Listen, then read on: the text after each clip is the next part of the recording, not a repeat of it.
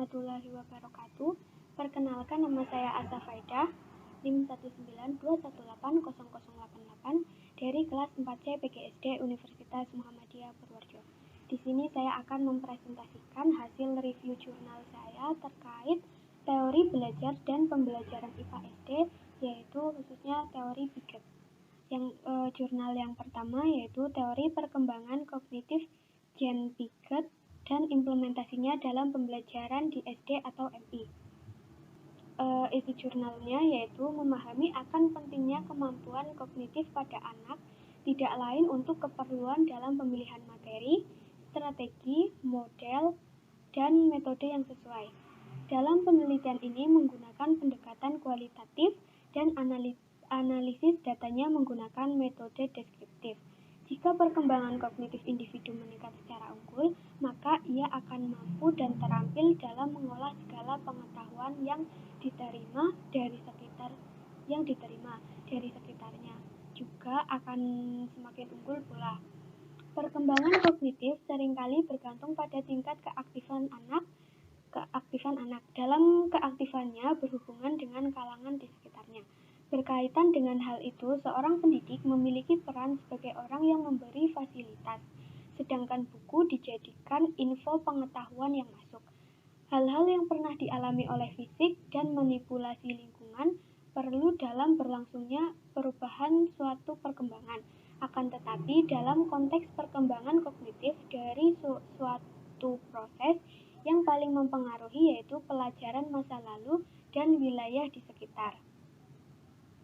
Untuk jurnal yang kedua berjudul Aktualisasi Pemikiran Jean Piaget dalam Implementasi Kurikulum 2013. Isi jurnalnya yaitu sebagai berikut. Perkembangan fisik sangat berkaitan erat dengan keadaan tubuh secara fisik, emosi sangat berkaitan erat dengan perasaan, sosial berkaitan erat dengan hubungan terhadap alam dan lingkungan masyarakat sekitar, dan intelektual sangat berkaitan erat dengan kemampuan berpikir dan rasa ingin mengetahui, sehingga anak akan cenderung mengalami kesulitan untuk menyelesaikan tugas-tugas yang menuntut kemampuan-kemampuan dasar tersebut secara optimal. Berbeda dengan anak yang perkembangan kognitifnya berfungsi optimal, ia akan cenderung memperoleh prestasi akademik yang baik yang bisa dilihat melalui hasil belajar anak, baik dari buku laporan guru berupa raport ataupun hasil belajar tes dalam penguasaan ilmu pengetahuan. Teori perkembangan kognitif merupakan perkembangan pikiran.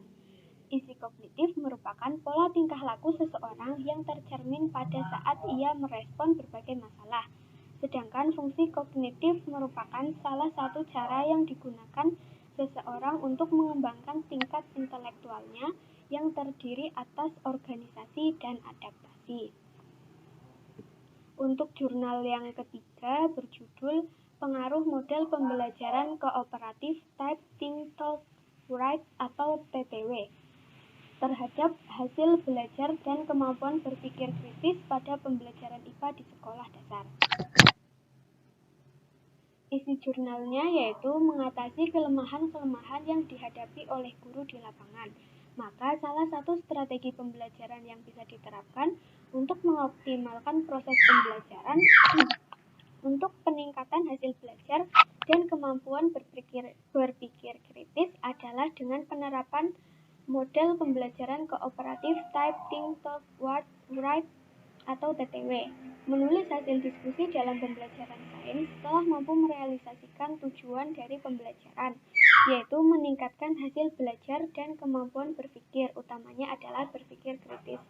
Adapun tujuan penelitian adalah 1. Mendeskripsikan perbedaan hasil belajar dan kemampuan berpikir kritis siswa pada pembelajaran IPA yang mengikuti model pembelajaran kooperatif tipe Think Talk Write atau TTW dan pembelajaran konvensional. 2. Mendeskripsikan hasil belajar siswa pada pembelajaran IPA yang mengikuti model pembelajaran kooperatif Think Talk Write atau TTW dan pembelajaran konvensional.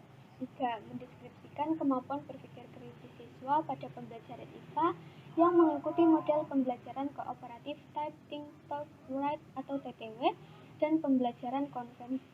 opsional. Jurnal yang keempat yaitu meningkatkan kemampuan berpikir kreatif IPA siswa SD, siswa sekolah dasar menggunakan model contextual teaching and learning.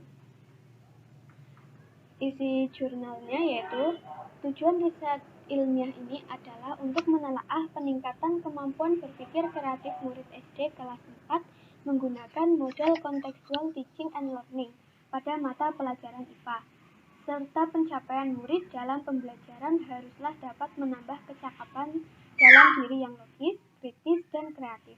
Kemampuan berpikir kreatif adalah kemampuan menganalisis sesuatu berdasarkan menurut data atau penerangan yang sudah disediakan dan mendapatkan banyak keadaan yang mungkin tanggap terhadap suatu masalah yang penekanannya pada jumlah, tepat guna, dan keragaman tanggapan.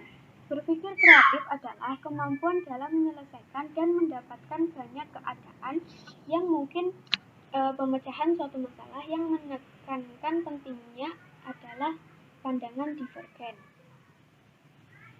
Jurnal yang kelima berjudul Pengaruh Model Pembelajaran Berbasis Proyek Berbantuan Lembar Kerja Siswa Terhadap Hasil Belajar IPA Siswa SD.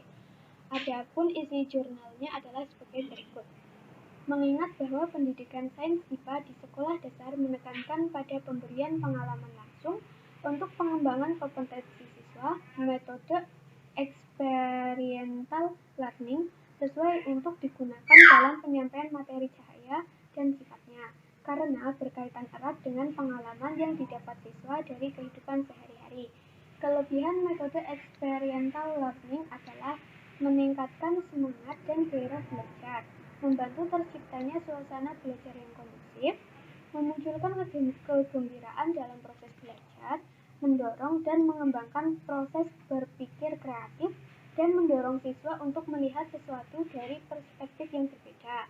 Penelitian ini bertujuan untuk mengetahui penerapan metode experiential learning dalam proses pembelajaran sains IPA dan peningkatan hasil belajar IPA siswa kelas 5 di sekolah dasar setelah diterapkannya metode experiential learning.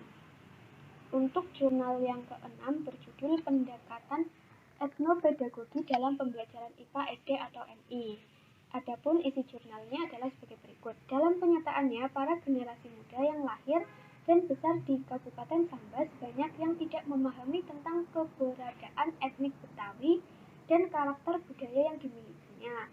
Globalisasi telah melahirkan nilai-nilai baru, gaya hidup baru, dan pola interaksi sosial baru dengan segala akibatnya, sebagaimana dinyatakan oleh Yuniar dan Kombaitan pada tahun 2012, antara lain tajamnya kesenjangan sosial, rusaknya keharmonisan antar sesama, dengan maraknya konflik antar etnis dan konflik antar pelajar, perubahan nilai dan fungsi kekeluargaan, individualisme dan ketidakpedulian, gaya hidup materialistik dan hedonis, tipisnya rasa solidaritas dan kebersamaan, hilangnya rasa cinta produk dalam negeri, menipisnya rasa cinta dan penghargaan terhadap nilai-nilai budaya lokal sebagai bagian dari identitas kebangsaan. Jurnal yang ketujuh yaitu berjudul Konsep Dasar Perkembangan Kognitif pada Anak menurut Jean Piaget. Adapun isi jurnalnya adalah sebagai berikut. Hasil menunjukkan bahwa hakikat pembelajaran kognitif adalah perkembangan kemampuan berpikir operasional formal dengan ditandai dengan kemampuan berpikir abstrak dan kemampuan berpikir deduktif hipotetik. Perkembangan individu dalam kemampuan kognitif tidak bisa diukur secara umum karena masih ada faktor determinan yang menentukan kemampuan kognitif, seperti kebudayaan dan lingkungan sosial. Implikasi teori Piaget dalam proses pembelajaran adalah membantu para pendidik untuk memahami tahap dan karakteristik perkembangan kognitif peserta didik, sehingga membantu pendidik untuk menentukan tingkat kognitif peserta didik dan memilih strategi pembelajaran yang sesuai dengan tahapan perkembangan kognitif para peserta didik. Untuk jurnal yang ke-8 berjudul Pembelajaran IPA dengan Praktikum Berbasis Konteks dan Literatur Sains, Perspektif Guru SD di Sukabumi. Isi jurnalnya yaitu SD merupakan tempat formal pertama kali siswa mendapatkan pembelajaran sains, sehingga menjadi waktu yang tepat bagi siswa untuk belajar sains agar memiliki konsep sains yang kuat di usia dini. Berdasarkan latar belakang yang telah dikemukakan, perlu diketahui perspektif guru mengenai pembelajaran praktikum berbasis konteks yang akan memberikan indikasi terhadap kondisi pembelajaran IPA yang sesungguhnya berkaitan dengan pelaksanaan praktikum yang sesuai di tahap siswa usia sekolah dasar dalam upaya melatih literatur sains. Guru beranggapan bahwa praktikum untuk membuktikan teori, memudahkan memahami materi, dan penanaman konsep. Artinya, pemahaman guru terhadap praktikum masih sebatas praktikum dapat menunjang materi pembelajaran. Untuk jurnal yang ke-9 berjudul Pengembangan Buku Saku Berbasis Mind Mapping pada Pembelajaran IPA.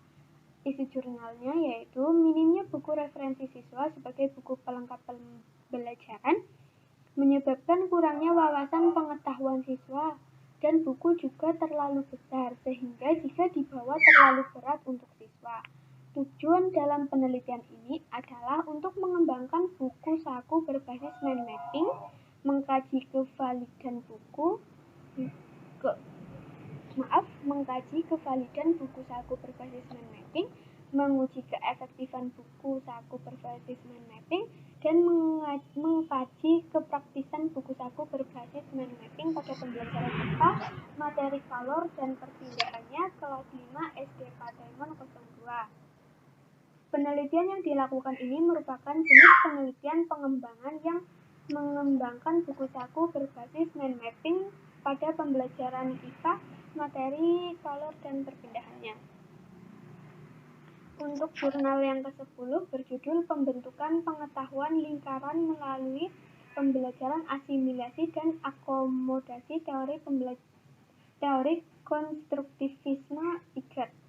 Adapun isi jurnalnya yaitu guru belum menciptakan adanya interaksi yang baik antara siswa dengan guru maupun siswa dengan siswa, sehingga mengalami kesulitan untuk mengajak siswa agar terlibat aktif dalam proses pembelajaran. Salah satu cara yang dapat dilakukan untuk meningkatkan hasil belajar dan keaktifan siswa yaitu peran guru dalam pemanfaatan teknologi pembelajaran sebagai media pembelajaran. Media dapat menyalurkan pesan dan dapat merangsang pikiran, perasaan, dan kemauan audien atau siswa sehingga dapat mendorong terjadinya proses belajar pada dirinya.